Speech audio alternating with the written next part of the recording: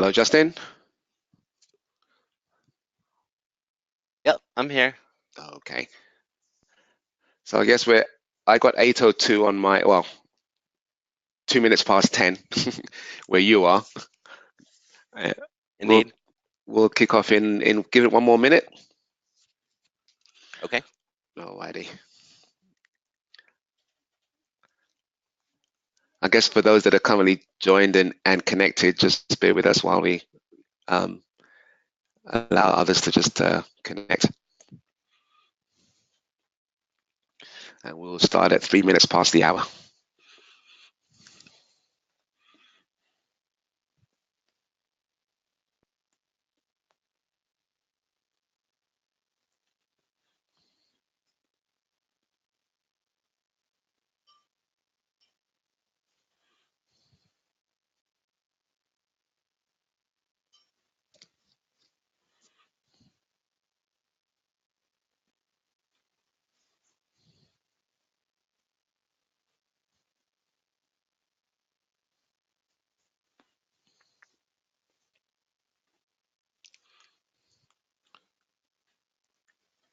All right, Steve, I've got 10:03. Ready? Okay, let's go for it. All right. Hello, everybody. My name is Justin Workman. I'm a senior support engineer with Sierson. Today at our Free Training Friday, we're going to be talking about dashboards, how they're used, the sources that fuel them, and just taking a look at some of the data that can be surfaced by the dashboards in the Sierson portal for Service Manager.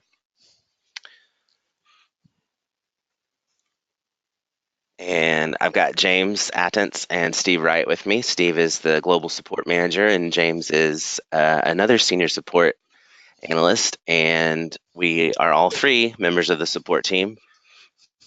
And James is going to be the one driving the demo of the dashboards.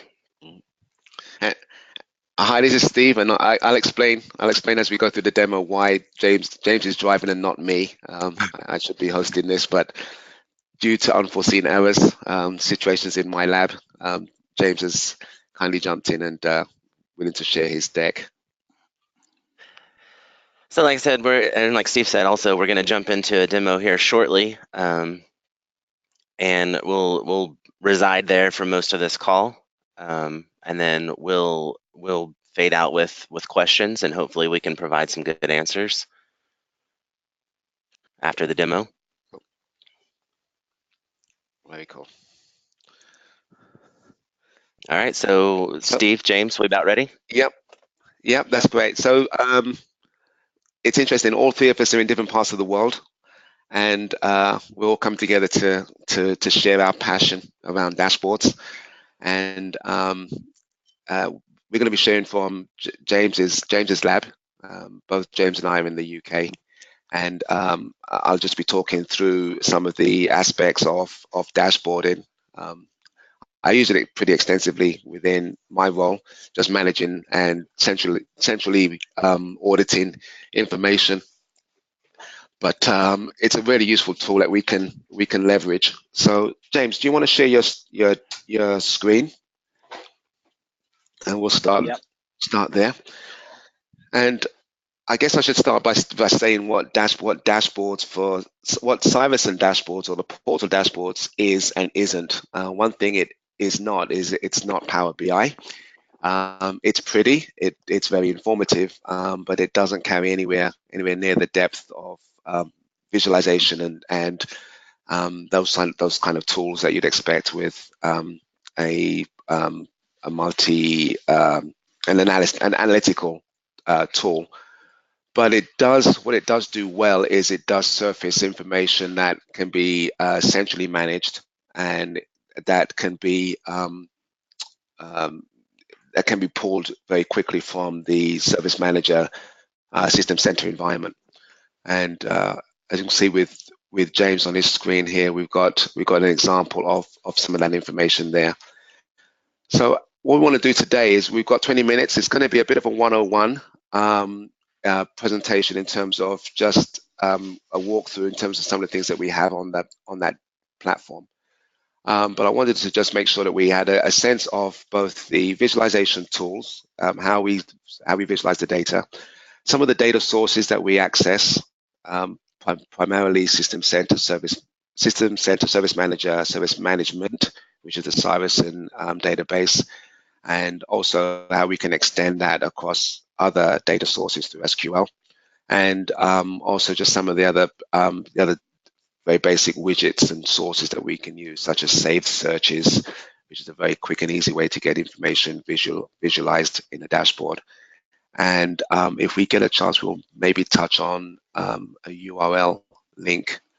This is a bit of a sidewinder for James. I don't know if he's got one in his lab, but we can look at that there. So on the screen right now, you're looking at, James, can you just talk us through what's the information that you've got on your screen right now with regards to those dashboards?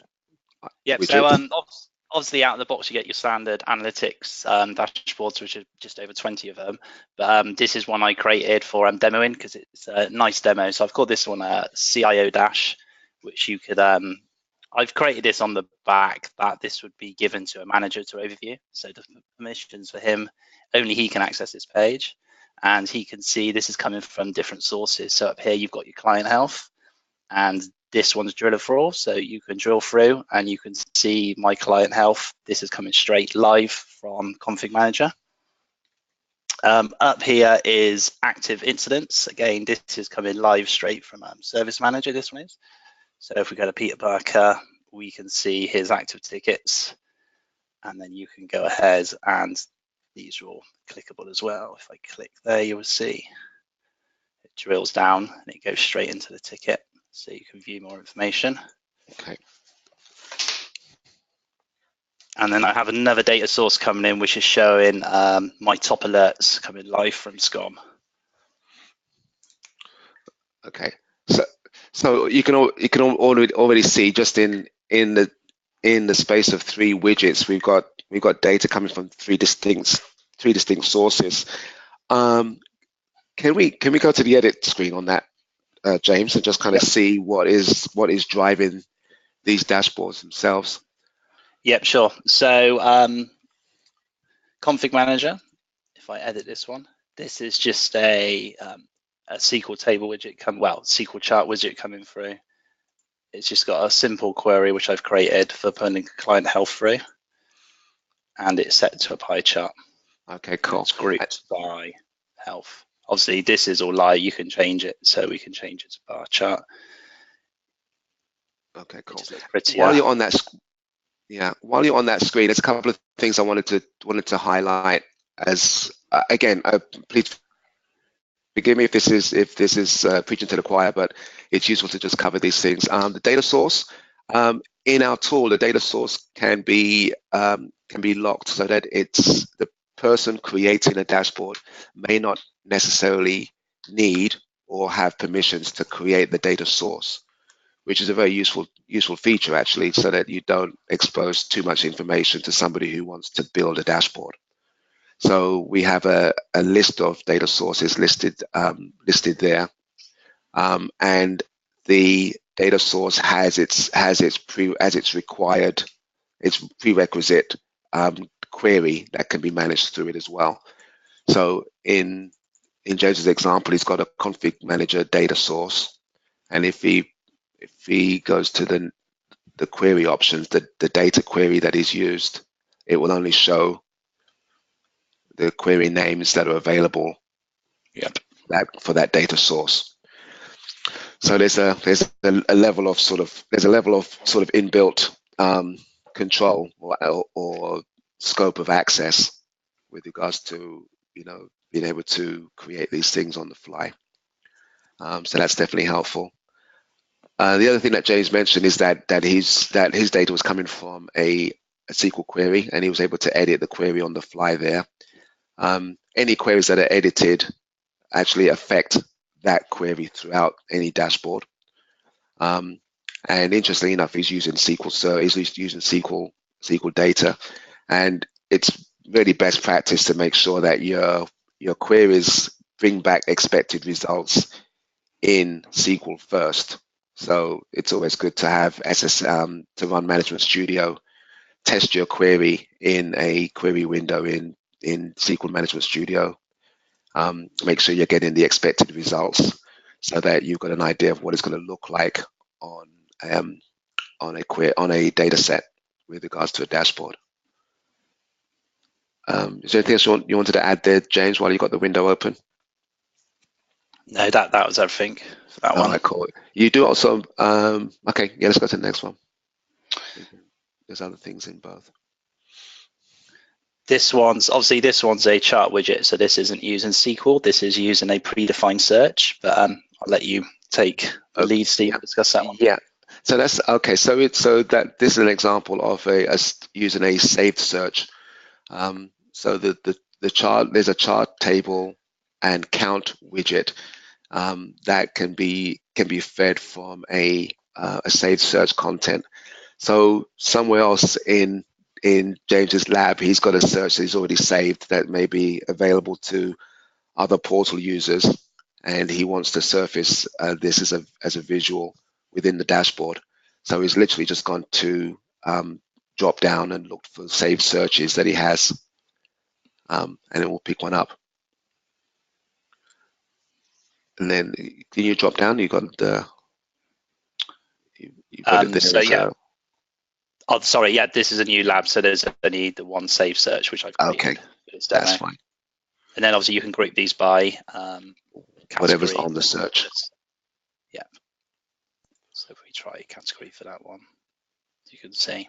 Yeah. Updated live straight away. So again, anyone who's got a bunch of saved searches somewhere else in their portal can bring them all together in a dashboard view, in a logical format. And then you've got the chart type options as well, and the option to drill through. Now with the drill through, I think this has changed, and guys, you can chip in on this one because I saw this recently that we previously had the work item ID had to be aliased for you to drill into an ID into a work item. But in my lab before it blew up, I was able to link out to a work item just because it was showing the work item ID in a column.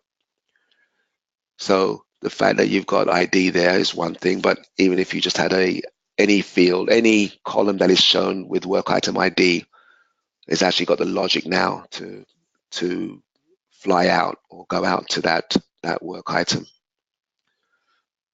So when James clicks on with saved searches, I believe that you can always click through it, and I'm not sure about the SQL table exactly. Yeah, the SQL table was the one that I thought about because I had a query that didn't have a work item as ID with the uppercase I and the D, but it just had the work item ID column in the result. Right. Which is it's helpful. I mean, I'm mentioning this because it's useful if you're used to put in work item ID as ID, uppercase I, and lowercase d, then you can just confirm that the presence of a work item ID column is enough for you to link out to it. Click through, yeah. Click through, yeah. So that's a bit slicker right there. So that's very good. Cool.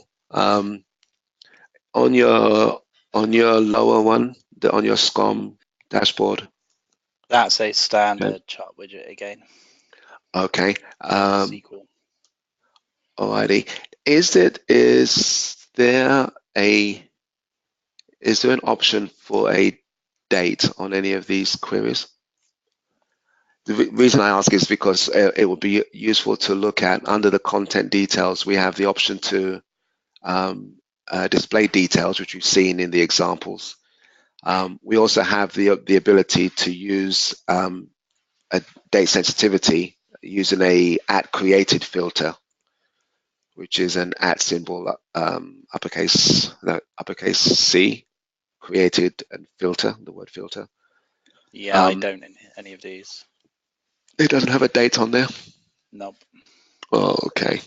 I'm not sure if I mean, I can talk a little bit through it if we don't have an example of one right there. Is that yeah, the created date filter would allow us to use sort of relative date formats. So we can look at based on the date field, whether it was present last week or last month, last quarter, year to date, and so on. So it's a standard drop down that allows you to kind of get some more granularity into time related and into a time related data set. So it could be based on a created date, a closed date, um, a last updated field. Any date value would do that. So that's the other useful element there. Also, one of the things that we've recently introduced with 8.5 is the ability to create a tokenized filter on a report. Maybe we can do. Let's see if we can do that for the SCSM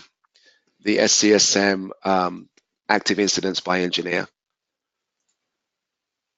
And on that query, could we make the assigned user a token? Oh, sorry, that's a chart widget. You can't do it there. Take that back. You can't do it there. Let's do it on the SCOM one then, because that's a SQL query, correct? Yes. Yeah. Okay. Now, are we pulling back? Are we pulling back anything that we can tokenize? So is there a statement? Sorry, is there a like a status or anything like that? We've got from, group by, order by. Oh, you ordering by allowed count. Yeah. Okay, then you could change the top value, so you could change that on the fly to top 5, 10, 15, 20, etc. So if you put 20, okay, or put well, what I was going to say is like wrap that in. You would wrap it in double brackets and then just put top, call it value, maybe call it token value, wrapped in 2 sets of double brackets. Yeah. So open double brackets, and then call it token value, no space. Okay, close the brackets. Get rid of the 5. You don't need the 5 in there. So essentially, we're tokenizing the value of top. Right. Okay. And then if you save that, and then save.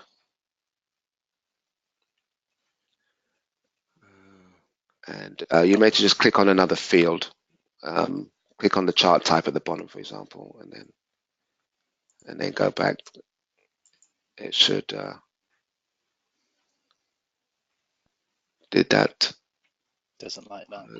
Doesn't like that. So if maybe the top cannot be tokened. Well, and also I'm wondering if the charts. I know that it'll work in the grids. I'm not sure about the charts. And also, like you say, it's a integer value, not a string value. And usually we do string values. Okay. Yeah, it is. Yeah, it is a string value for the token. Let's see if is there a quick SQL? Let's do this by, we're doing on the fly here. Let's do it by scratch then. Let's pull in an at work item SQL query, and let's stick another widget on the board. Down and dirty. We're doing this live, unscripted.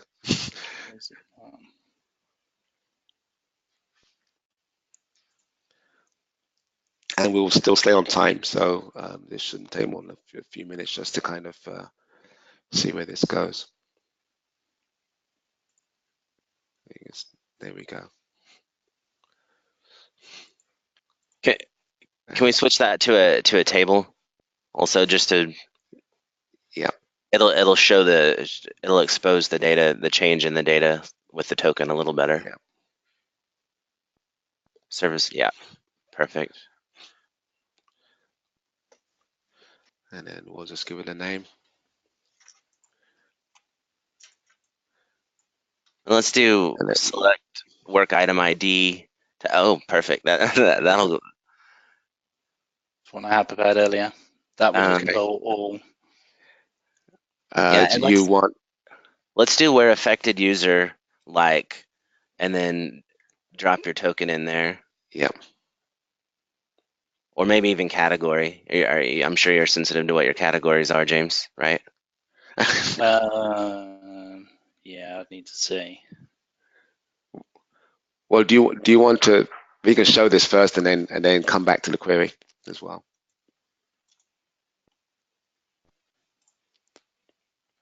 Should we do affected user? Yeah.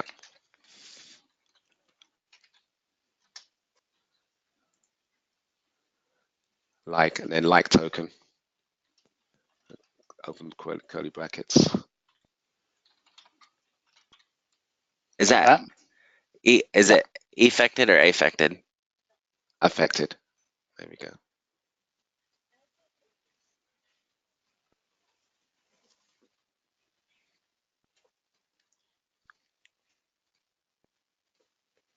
Okay, let's go back in. It should surface the token field. Was there two sets of brackets around the brackets? Like that, yeah? Yeah, double brackets,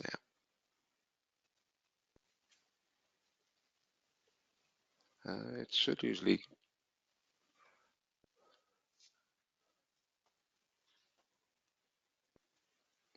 Nope, doesn't like that.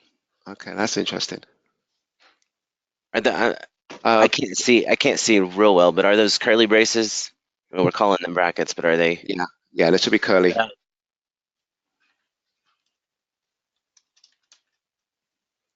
That's why then. Okay. There we go. There we go. Okay. So let's put in a user.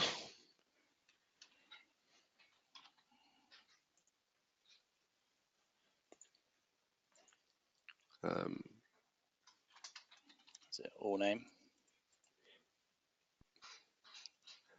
No. You want you can actually put in the wildcard. I think you need bracket. I think you need a single quote around your token. Yeah, that's true. I'm looking at my query. Apologies for that. No, you can put it there, but it should really be in the query itself. So you're not having to stick. Query outside the curly bracket. There we go. Outside of the curly brackets themselves. Yeah. Single quote at the end and single quote there. Okay, so the like will take effect. Now, like sometimes likes the percent sign. Put a percent sign at the end of that because it's a like.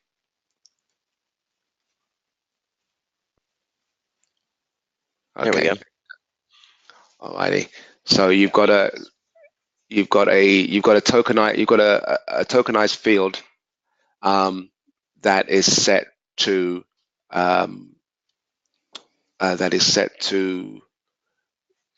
Chris percent, for example. How many people are there? How many different people are listed in this? Just one. There's only one affected user? Yeah, with the name Chris, yeah. Oh, no, across your data set of affected users. So we could, if we change that to somebody else, just another name beginning with. Are there no, not with A? No. Give me another user. I'd leave it like that. There you go. Okay. Just to show that. Yeah. Okay, just to show that we got other people in there. Now with that, we can actually bring the token feature up into the URL by replacing by adding at the end of the URL a question mark. Just take off the bracket. The slash. Yeah, the slash, sorry. And it'll be token equals. And you can put in, it'll be you can put in, say, Chris. In quotes. It'll be, actually, you can leave it open, Chris, and then you put in percent, and then 25. You need percent 25 because it's a wildcard. You can't just put in percent by itself. Okay. And then press enter on that. Let's see if it didn't take. You got to save the dashboard first. Save the. There we go. Widget. Thank you.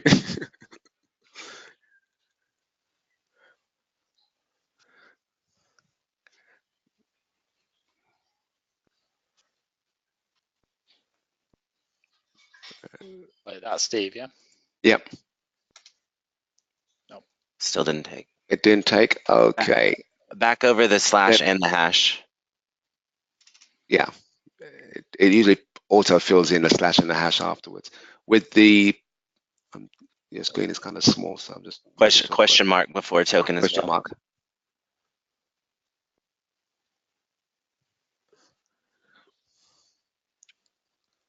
Here we go. Here we go. There he is.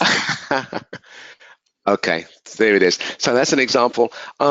Actually, I'm going to post a couple of examples from my lab before it broke with regards to this particular feature, which is pretty cool because you can actually then start using these URL links in a HTML widget so that you could have multiple links on your dashboard that will then go out to different tokens as you require within a dashboard set, which makes for a much more useful way of using this feature of URL tokens.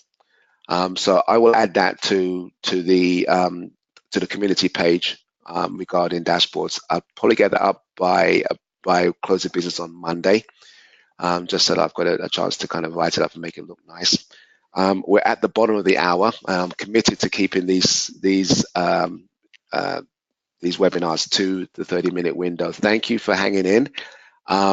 James, thanks for jumping in at the last minute and just allowing us to use your dashboard platform in the throes of mine not working. So I apologize for that, but I will definitely get some information as to what we covered. That's okay.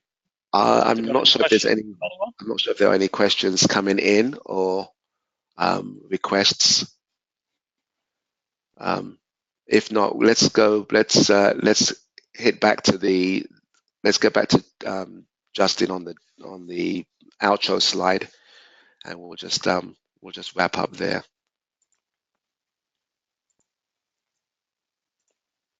I believe that's you. Okay. Yeah. Have you got so just our last slide there.